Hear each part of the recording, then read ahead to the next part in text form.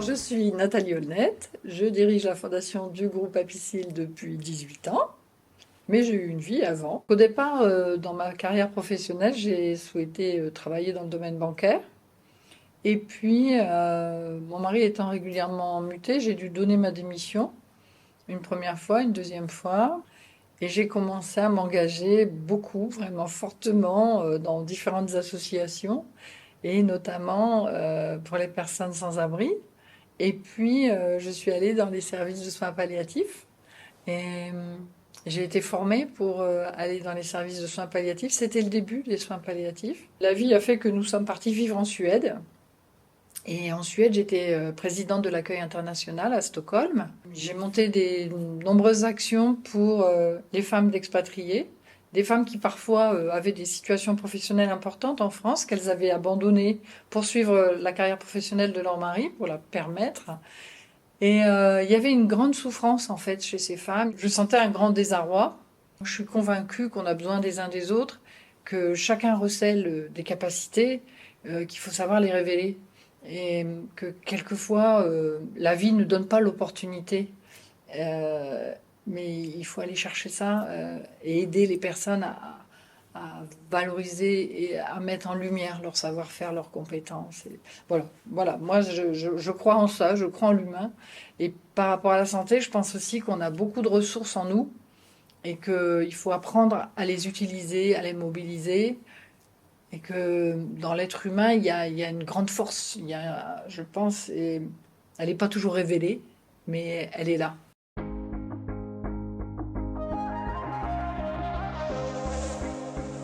La première personne que j'ai rencontrée, c'était Nathalie Gâteau. Nathalie Gâteau, à l'époque, était directrice de la communication du groupe Avicil. Et Nathalie m'a parlé du groupe Avicil, donc je ne savais pas qu'il y avait une fondation, je ne savais pas qu'il recherchait quelqu'un. Il y avait une question de valeurs qui sont pour moi extrêmement importantes. Et puis, j'ai été appelée par le directeur général du groupe de l'époque qui m'a rencontrée et qui m'a proposé de rencontrer des administrateurs.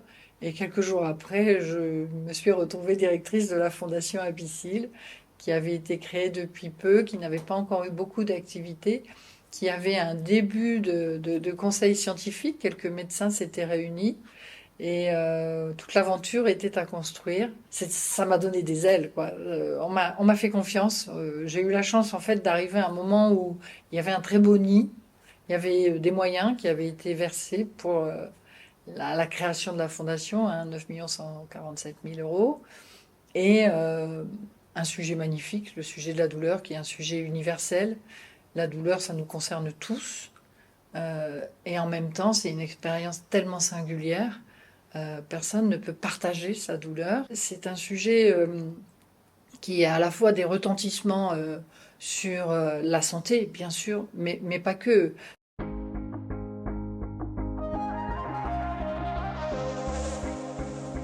Lorsque la Fondation Apicil a commencé à œuvrer sur le territoire français, il y a eu des vrais changements. Alors je me souviens par exemple au début de personnes qui appelaient la fondation en disant on aimerait bien être formés, mais n'osant à peine prononcer le mot hypnose. Et puis petit à petit, les soignants ont su que la fondation Apicil finançait et participait au financement des formations à l'hypnose. Et nous ont appelés de plus en plus nombreux. Nous avons permis la formation de milliers de personnes maintenant à l'hypno-analgésie, l'hypnose pour soulager la douleur. Et maintenant, ils nous appellent en disant allô, bonjour, j'aimerais bien une formation à l'hypnose. Donc il y a une vraie évolution voilà, dans ces formations, la demande de formation. Depuis quelques années, on a beaucoup de demandes de formation à la méditation, à la sophrologie, par exemple. Ces techniques-là entrent dans les mœurs. Ce que j'ai vu aussi comme évolution, par exemple, c'est que dans les EHPAD, par rapport à la prise en charge de la douleur, j'ai l'impression qu'il n'y avait pas beaucoup de enfin, il n'y avait pas assez de formation du personnel. Et aujourd'hui, le personnel souhaite, il y a un vrai élan pour se former, notamment à l'hypnose, mais pas que, et une grande volonté de mieux prendre en charge, de mieux accompagner les patients, de reconnaître cette douleur et d'agir.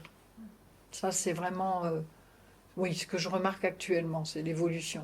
Et puis, on parle de plus en plus de la douleur en psychiatrie. Euh, On dit que la psychiatrie est le parent pauvre dans le domaine de la santé, qui a malheureusement, alors depuis le Covid aussi, une augmentation importante du nombre de personnes qui vont passer des séjours dans les hôpitaux psychiatriques. Et donc, il faut absolument former, sensibiliser à la douleur, qui pourrait ne pas être suffisamment exprimée ou mal exprimée. Pendant longtemps, vous le savez, on a oublié la douleur des enfants. Maintenant, ça y est, on s'y intéresse beaucoup mieux, on la traite beaucoup mieux. Et aujourd'hui, on s'intéresse aussi à la douleur des personnes âgées, on s'intéresse aussi à la douleur des personnes qui n'ont pas l'opportunité d'exprimer leur douleur, des personnes qui ont des troubles cognitifs, par exemple. Enfin, c'est tellement vaste. On a à ce jour plus de 1000 projets accompagnés. Donc, cela fait beaucoup de projets sur l'ensemble du territoire français.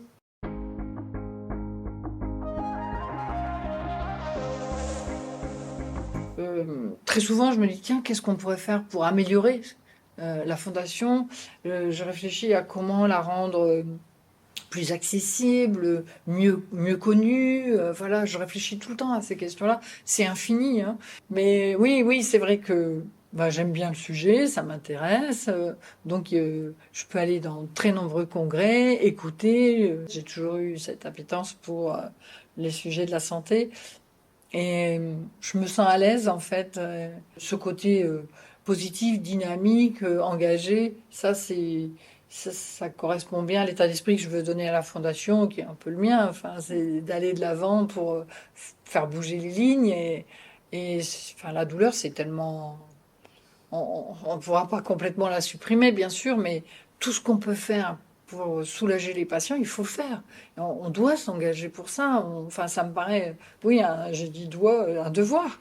Voilà, c'est un engagement sans limite.